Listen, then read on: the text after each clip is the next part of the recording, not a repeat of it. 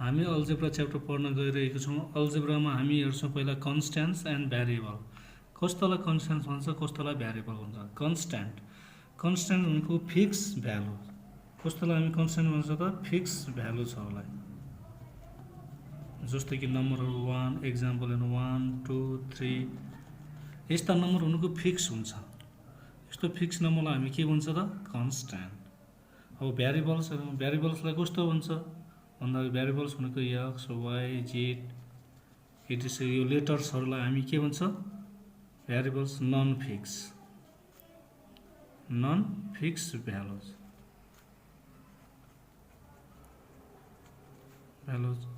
Fix नभएको। जस्तो कि एक्सको भ्यालु कति हो भन्ने कुरा हामीलाई थाहा छैन, वाईको भ्यालु कति हो भन्ने थाहा छैन, जेडको भ्यालु कति हो भन्ने कुरा थाहा छैन। यस्तोहरूलाई हामी के भन्छ त भ्यारिएबल भन्छ। अब त्यस्तै अल्जेब्रिक टर्म हेरौँ।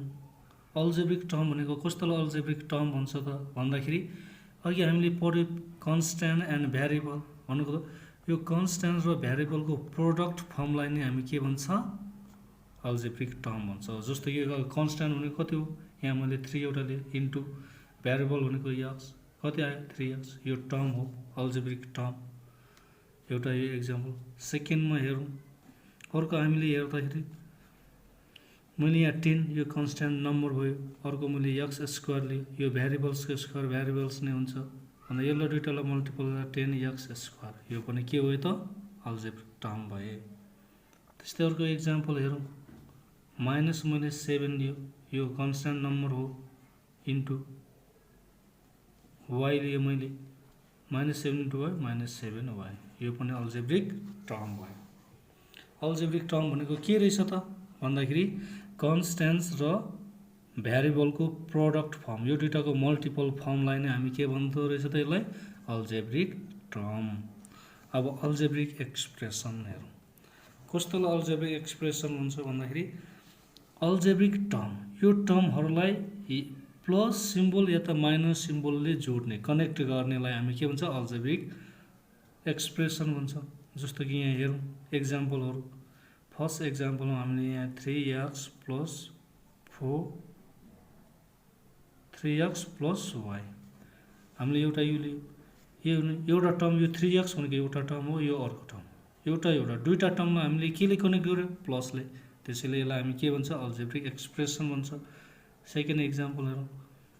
4x square plus 3y minus 5, यहाँ यो एउटा अल्जेब्रिक टर्म, एउटा दुईटा तीनटा। यहाँ अल्जेब्रिक टर्महरू कतिवटा छ 3वटा टर्महरू छ, एउटा दुईटा तीनटा टर्मलाई हामीले के गर्यो एउटा प्लसले कनेक्ट गर्यो, एउटालाई माइनसले कनेक्ट गर्यो भने यो सबलाई प्लस माइनस सिम्बलले कनेक्ट गर्दाखेरि बनेको जुन फर्म हुन्छ त्यसलाई हामी के भन्छ अल्जेब्रिक एक्सप्रेसन भन्छौँ।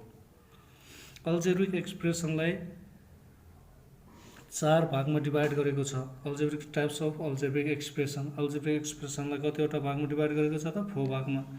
फर्स्टलाई हामी भन्छ मोनोमियल। मोनोमियल भनेको के हो त योसँग एउटा मात्रै अल्जेब्रिक टर्म हुन्छ भने, जस्तो अल्जेब्रिक टर्म एउटा मात्रै। एक्जाम्पल यहाँ हेरौँ 5x स्क्वायर 5xy 10abc, यहाँ हेर्नु एउटा मात्रै टर्म छ, यहाँ पनि कतिवटा छ एउटा मात्रै टर्म हो, यो पुरै एउटै हो, यहाँ पनि एउटै हो। यस्तो एउटा मात्रै अल्जेब्रिक टर्म छ भने यसलाई हामी के भन्छ त मोनोमियल। त्यस्तै बाइनोमियलमा हेरौँ। सेकेन्ड बाइनोमियल कति हुन्छ इट हेज 2 अल्जेब्रिक टर्म, कुनै पनि टर्मको दुईवटा अल्जेब्रिक टर्म छ भने यसलाई हामी के भन्छ बाइनोमियल भन्छ। बाई एक्जाम्पल हेरौँ 2x प्लस 5, यो एउटा टर्म हो, यो एउटा दुईटा टर्म भयो, त्यसैले यो के भयो बाइनोमियल भयो। अर्को एक्जाम्पल हेरौँ x प्लस 3, अब यो x भनेको एउटा टर्म हो, यो 3 भनेको अर्को टर्म, एउटा दुईटा भयो। अर्को एक्जाम्पल हेरौँ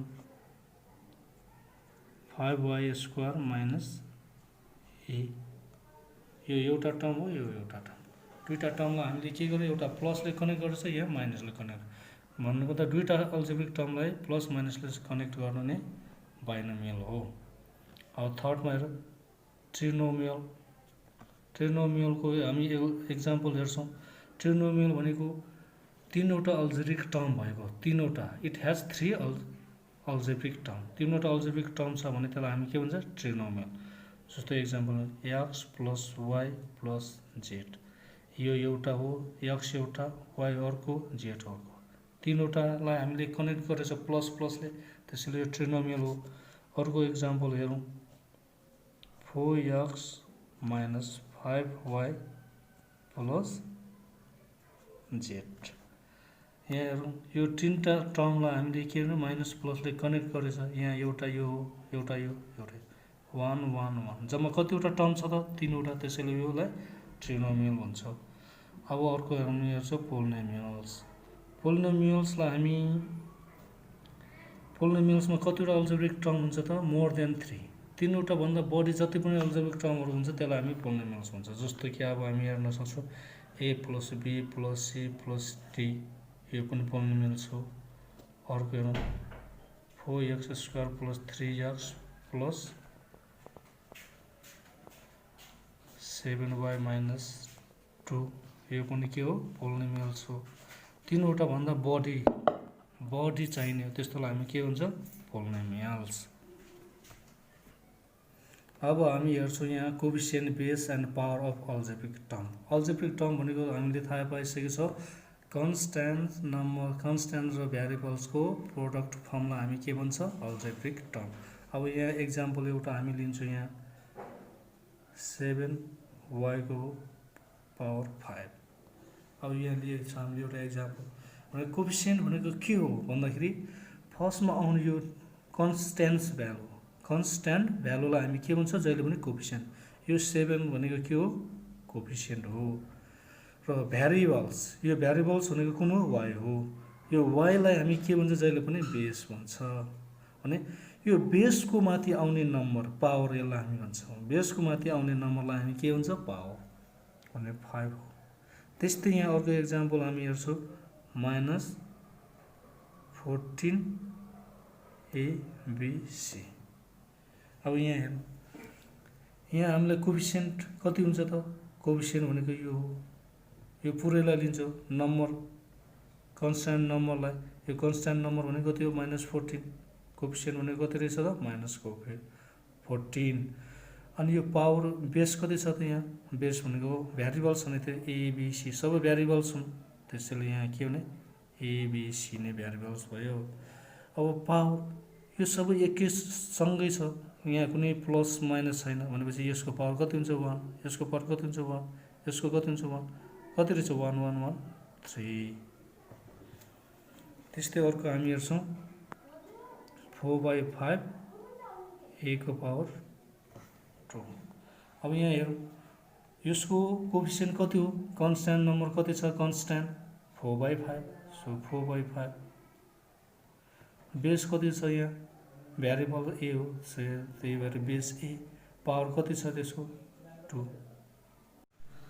क्लास 5 को एक्सरसाइज 8.1 को सेक्सन बी हामी हेर्न गइरहेको छ। क्वेसन नम्बर 1 हेरौँ। क्वेसन नम्बर 1 को यहाँ बुकमै हेरौँ। Count and write the number of terms in this expression, then categorise them as monomial, binomial और पोलिनोमियल। हामीलाई यहाँ दिएको छ एक्सप्रेसनहरू, यो एक्सप्रेसनहरूलाई यहाँ यस्तो ब्र्याकेट्स बनाएर तिमीहरू क्याटेगोराइज एक्सप्रेसनहरू लेख्ने, अनि नम्बर अफ टर्म्स कतिवटा टर्म्स छ त्यो लेख्ने, टाइप्स अफ एक्सप्रेसन, त्यसो त्यो कुन प्रकारमा पऱ्यो। अघि हामीले 4 प्रकारको एक्सप्रेसन पढेका थियौँ, त्यो मध्ये एउटा लेख्नु पऱ्यो। अब जस्तो कि यहाँ फर्स्टमा दिएको छ 2x प्लस y, यहाँ एक्सप्रेसन यहाँ लेख्नु पऱ्यो 2x प्लस y। अब यहाँ हेर्नु एउटा 2x हो एउटा y हो, कतिवटा रहेछ त टर्म्स, नम्बर अफ टर्म्स 2। अनि त्यसपछि यो 2 टर्म्स हुनेलाई हामी के भन्छ बाइनोमियल। यसरी हामीले यिनीहरूलाई सबलाई यसरी नै गर्ने। जस्तो कि यहाँ लास्ट नम्बर के हेरौँ x माइनस y अपन 2, भन्नुको मतलब यसको एक्सप्रेसन कति रहेछ त x माइनस y अपन 2। अब यहाँ हेर्ने टर्म कतिवटा टर्म छ त दुईवटा, एउटा x एउटा y 2, यसलाई हामी के गर्छौँ त हामीले गर्दाखेरि बाइनोमियल भन्दा भयो यसलाई पनि। क्वेसन नम्बर 2 हेरौँ। 5pqr is a monomial expression, can you make binomial, trinomial and polynomial expression from this expression in your own way? आफ्नै तरिकाले यसलाई हामीले बाइनोमियल, ट्रिनोमियल, पोलिनोमियल बनाउनु पर्यो। अब कसरी बनाउने भन्दा 5pqr छ भनेपछि तिम्रो आफ्नै वेले बनाउने 5p + qr त्यो बाइनोमियल भइहाल्यो। अब ट्रिनोमियल बनाउनु पर्छ भने 5p + q + r त्यो पनि भइहाल्यो। अब तिम्रो अर्को तरिकाले 5p + q + r + 5 यसलाई हामी के भन्छ त पोलिनोमियल। यसरी छुट्याएर आफूले बनाउने हो। अब क्वेसन नम्बर 3 हेरौँ। क्वेसन नम्बर 3 मा के भनेको छ भने use this operation to make algebraic expression. Operation use गरेर यो एक्सप्रेसनको अल्जेब्रिक एक्सप्रेसन बनाउनु भनेको छ हामीलाई। अब ए नम्बरको हेरौँ। ए नम्बरमा के भन्छ the some of 2a and 3b। 2a र 3b को सम भनेको छ। अब यहाँ हामी सोलुसन हेर्छौँ। The some of 2a and 3b हामीलाई यहाँ हेर्नुपर्छ सोलुसन। यहाँ डाइरेक्ट भइहाल्यो sum of 2a plus sum भनेको प्लस हो एन्ड 3b यही भयो अल्जेब्रिक एक्सप्रेसन। अब एक्सर्साइज 8.1 को सेक्सन बी को 1, 2, 3 गर्ने र मैले भने जसरी यिनीहरू सबलाई सल्भ गर्ने।